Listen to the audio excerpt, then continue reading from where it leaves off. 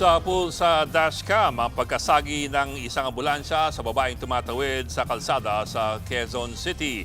Ang ambulansyang may pupuntahan sanang emergency agad ding tumulong sa biktima. Ang mga disgrasya sa kalsada sa frontline report na ito.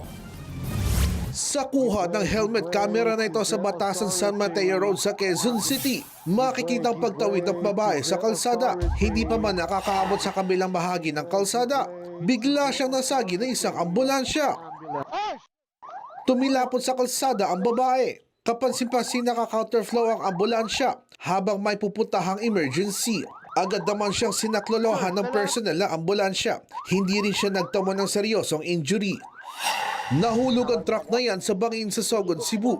Nagkalat ang mga karga nitong itlog. Hinakot na ilang residente ang mga nagkalat na itlog. Sugatan naman ng driver at dalawang pahinante ng truck. Base sa investigasyon, galing na Bantayan Island ang sasakyan at patungo ng Cebu City para mag-deliver ng itlog. Nawalan umano ng kontrol ang driver ng truck hanggang sa dumastos pababa sa bangin. Nagpapagaling na sa ospital ang tatlong sugatan. Nagbabalita mula sa frontline, Bernard Hodjan, News 5. Mga kapatid, Ed Lingaw po, maging maalam at may pakialam sa mga napapanahong balita sa ating bansa. Para sa mas malilimang pagtalakay at paghimay sa mga issue at headlines, mag-follow at mag-subscribe sa social media pages ng News 5.